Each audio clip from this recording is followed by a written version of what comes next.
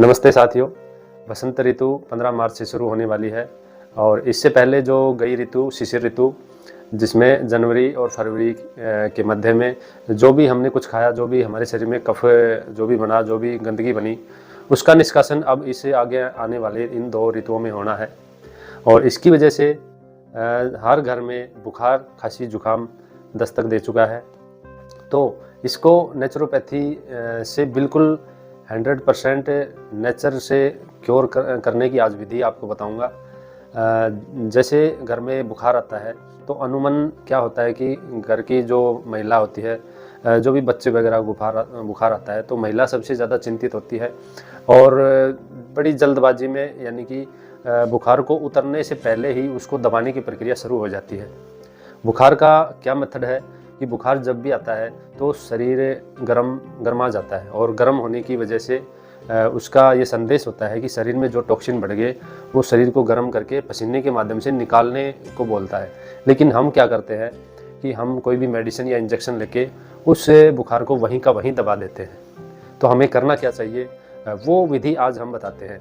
और इस विधि से मैं पूरी गारंटी लेता हूँ, क्योंकि 3-4 साल मैंने खुद पे भी आजमाया है, अपने परिवार पे भी आजमाया है और बहुत से ऐसे लोगों को मैंने ये विधि बताई है जिससे सभी ने लाभ उठाया है।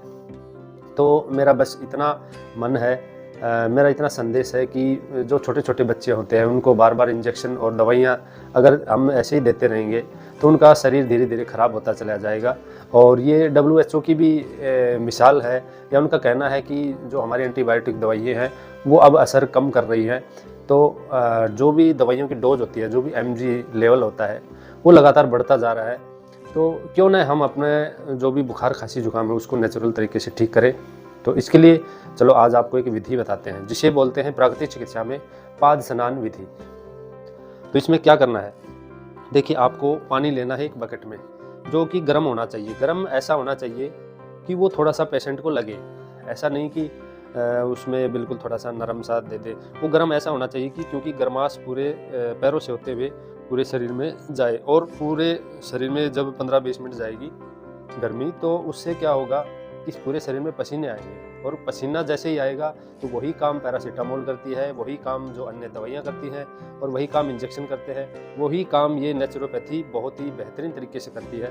क्योंकि इसमें ना कोई दवाई है ना इंजेक्शन है, ये एक घरेलू प्राकृतिक चिकित्सा की विधि है जिसमें हम अपने टॉक्सिन बाहर निकाल के अपने आप को ठीक कर सकते हैं। अभी 2 दिन पहले अंशुल को बुखार था, तो आज इसको लगभग 70% ये बिल्कुल ठीक हो चुका है और इसी विधि से ये हर बार ठीक होता है। तो चलिए देखते हैं कैसे करते हैं। जैसे पानी में धीरे धीरे आपको पैर ऐसे डुबोने। हाँ, एक इसमें विशेष बात ध्यान रखने की है, जब आप पेशेंट को बिठाते हो तो पहले पानी का जो गिलास है पूरा भर के और वो उसको पिलाना है। जैसे पेशेंट को पूरा पानी का गिलास पिला दिया और उसके बाद उसके पैर डिप करने हैं बाल्टी में। अब बाल्टी में डिप करने के बाद थोड़ा सा कसमसाहट सी होगी, थोड़ा सा चुभन सी होगी, तो इसमें कोई बड़ी बात नहीं है। आपको पैर बाल्टी में रखने हैं लगातार, पेशेंट को थोड़ा समझाते बुझाते हुए, और आपको पूरे ऊपर से ढक देना है। ये क्रिया आपको कमरे के अंदर ही करनी है, बाहर नहीं करनी, हवा लगने का डर रहता है। और उसके अलावा आप एक शाल से पैरों को भी ऐसे बाल्टी को ढक दें, जैसे ये आपने ऐसे ढक दिया। इस प्रकार से यह प्रक्रिया पूरी 20 मिनट तक चलेगी, और 20 मिनट बाद आपको जब ये प्रक्रिया पूरी हो जाए तो आप देखोगे कि पेशेंट को पूरा पसीने से तरबतर हो जाता है, और उसको बड़े धीरे धीरे आराम से उतारना है। एक एक कपड़ा उतारना है आराम से, और हल्के से दोनों कपड़े उतार कर और हल्के से बिठाना है।